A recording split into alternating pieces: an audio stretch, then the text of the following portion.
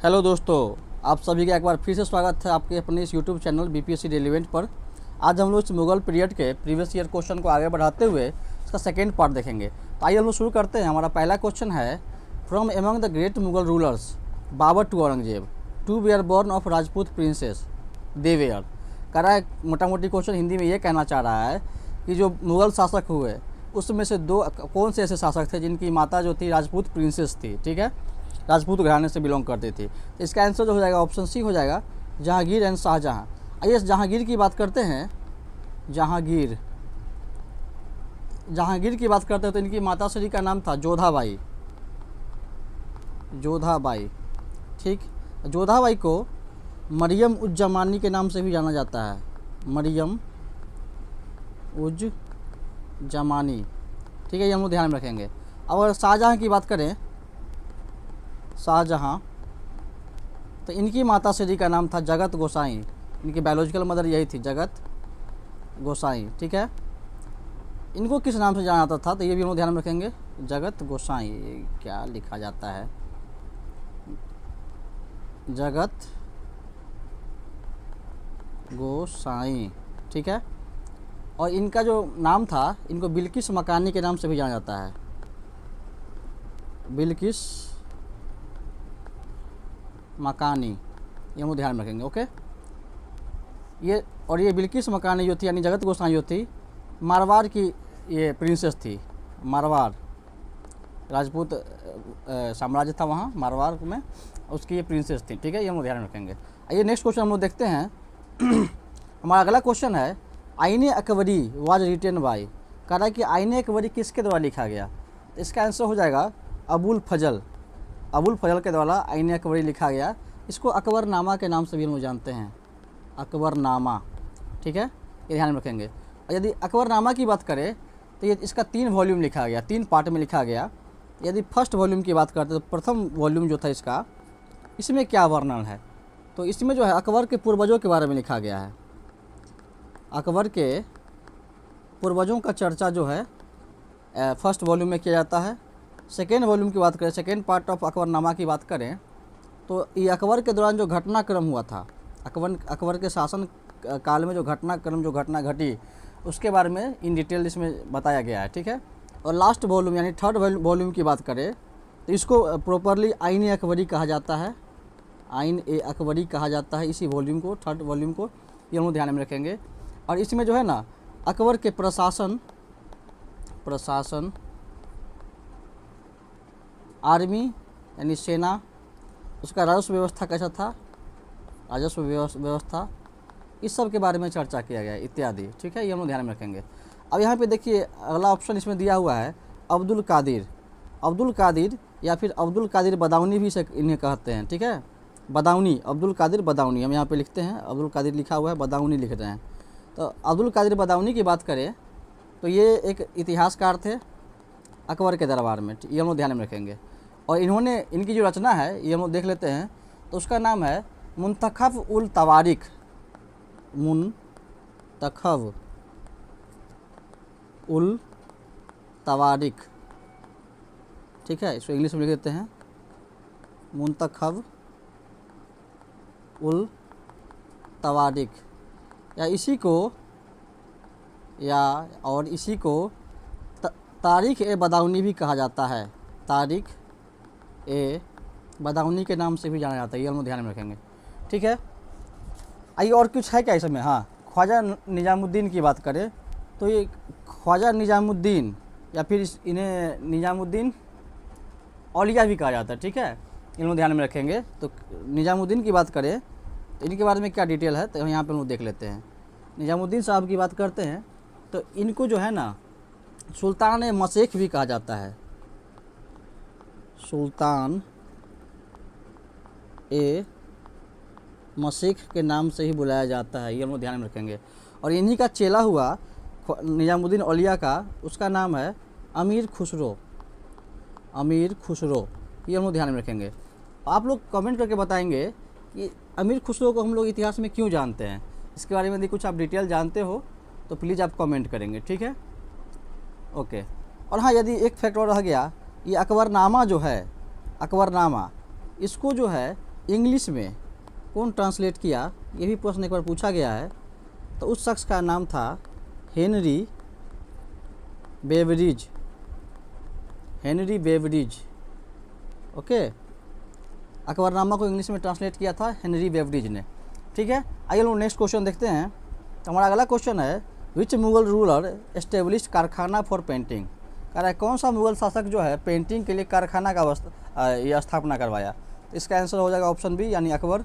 अकबर जो है कारखाना का निर्माण करवाया था पेंटिंग के लिए। ठीक है, इसके दरबार में जो है दो बहुत फेमस पेंटर हुआ करते थे, वो थे दसवंत वसावन, एक और थे केशु। ये आप दो दसवंत और वसावन तो याद रखेंगे ही, ये क्वेश्चन कई बार पूछा जाता है एग्जाम में, और केशु भी याद रख लेंगे। ठीक है, आइए लोग नेक्स्ट क्वेश्चन देखते हैं। हमारा अगला क्वेश्चन है, दीन इलाही इन 1582 एडी वाज प्रोमुलगेटेड बाई। दीन इलाही एक धर्म था जिसको 1582 ईस्वी में किसके द्वारा ये प्रचारित किया गया, इसकी स्थापना की गई। ठीक है, इसका आंसर जो हो जाएगा आपका ऑप्शन सी यानी फिर से अकबर हो जाएगा। ओके, ये हम ध्यान में रखेंगे।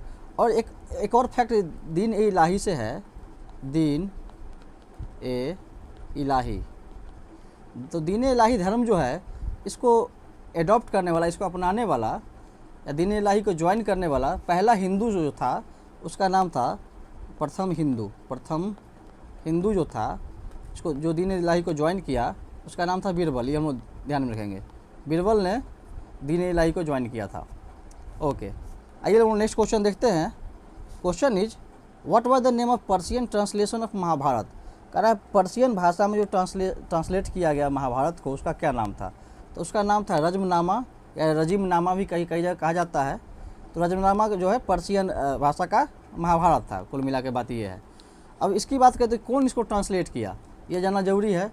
तो इसका ट्रांसलेशन जो है दो लोगों ने मिलकर किया, एक तो थे फैजी और दूसरे कौन थे, वही बदाऊनी, अब्दुल कादिर बदाऊनी। इन दोनों ने मिलकर महाभारत का ट्रांसलेशन पर्शियन लैंग्वेज में किया था। ठीक है, और बदाऊनी की बात करें तो बदाऊनी ने रामायण को भी पर्शियन लैंग्वेज में ये किया था ट्रांसलेट। ठीक है, ये ध्यान में, रामायण को पर्शियन भाषा में ट्रांसलेट किया था। ओके, आइए लोग नेक्स्ट क्वेश्चन देखते हैं। Our question is, with reference to Mian Tansen which one of the following statement is not correct. ये देखिए यूपीएससी में क्वेश्चन पूछा गया है। कह रहा है मियां तानसेन के बारे में निम्नलिखित में से कौन सा कथन गलत है। ठीक है, तो ऑप्शन है अपना, Tansen was the title given by Akbar. ठीक है, तानसेन टाइटल जो है अकबर के द्वारा दिया गया था। Tansen compose Dhrupad on Hindu gods and goddesses. Tansen जो है ध्रुपद राग का ये क्या कहते हैं कंपोज किए थे इसको। ठीक है, Tansen compose songs for his patrons. Tansen invented many ragas बहुत सारे राग का ये खोज किए थे। तो इसका आंसर जो जाएगा करें नोट करेक्ट। तो इसका आंसर जो जाएगा ऑप्शन ए हो जाएगा, Tansen was the title given to him by emperor Akbar. नहीं, ऐसा नहीं था, तानसेन टाइटल इनको नहीं दिया था अकबर ने। अकबर ने जो इनको, पहले तो तानसेन की बात करते हैं। तानसेन तो ये जो है अकबर के दरबार में नवरत्नों में से एक थे। ठीक है, जो 9 मतलब विद्वान लोग अकबर के दरबार में थे उसमें से एक तानसेन भी थे। इनका ओरिजिनल नाम जो था रामतनु पांडे था, रामतनु पांडे। ये हम लोग ध्यान में रखेंगे। ओके, और ये इनका जब करियर की शुरुआत जो होती है तो एक राजा रामचंद्र सिंह थे। राजा रामचंद्र सिंह ये कहाँ के राजा थे, तो रीवा के राजा थे। रीवा के जो राजा थे राजा रामचंद्र सिंह, उनके दरबार में ये रहा करते थे। और इनके टैलेंट को देख के अकबर जो है रामचंद्र सिंह को रिक्वेस्ट करता है कि इनको हमारे दरबार में भेजा जाए। और फिर तानसेन को जो है मियाँ की उपाधि, तानसेन को मियाँ की उपाधि अकबर देता है। ठीक है, ये हम लोग ध्यान में रखेंगे। मियाँ का मतलब क्या होता है, ए लर्नेड पर्सन, ए लर्नेड मैन, मतलब काफ़ी ज्ञानी व्यक्ति, विद्वान व्यक्ति। ठीक है, ये हम लोग ध्यान में रखेंगे। और तो उसमें कुछ नहीं फैक्ट बचता। हाँ, ये हम लोग बता ही चुके कि नवरत्न का हिस्सा था अकबर के दरबार में ये तानसेन। ठीक है, आइए लोग नेक्स्ट क्वेश्चन देखते हैं।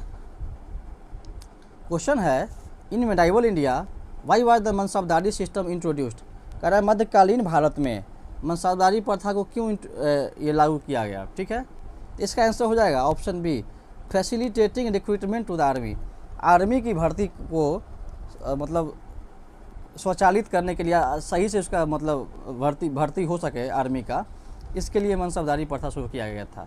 यदि मनसबदारी की बात करें तो इसमें एक शब्द है मनसब। मनसब, ये मनसब का मतलब क्या होता है?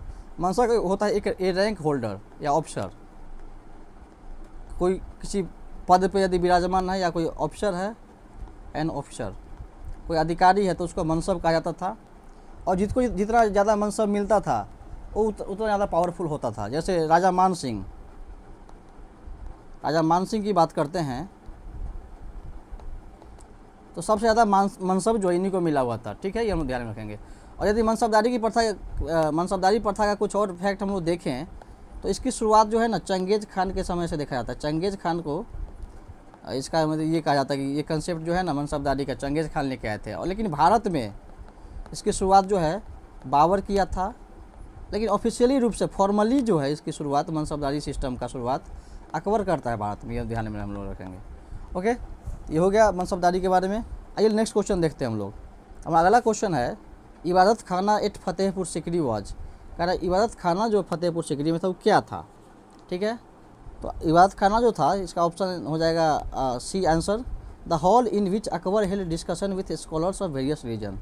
इबादत खाना एक ऐसा हॉल था जहाँ पे विभिन्न धर्मों के जो विद्वान थे उसके साथ बैठ के अकबर जो है चर्चा किया करता था, डिस्कशन, डिबेट एंड डिस्कशन हुआ करता था। ठीक है, ये इबादत खाना की बात, ये हुई बात। तो इबादत खाना को बनवाया कौन था? स्टेटमेंट में ही दिया हुआ है, इसका आंसर में ही छुपा हुआ है, अकबर बनवाया था। कब बनवाया अकबर? तो 1575 ईस्वी में बनवाया फतेहपुर सिकरी में इबादत खाना। ये हम लोग देख रहे हैं क्वेश्चन में ही, ये ध्यान में रखेंगे। यदि और कुछ देखें तो चूँकि इस इबादत खाना में विभिन्न धर्मों के लोग आया करते थे और डिबेट डिस्कशन हुआ करता था, इसके वजह से आपस में लोगों के बीच में जो है ना एक रोष व्याप्त हुआ, उनके वैचारिक मतभेद हो गए।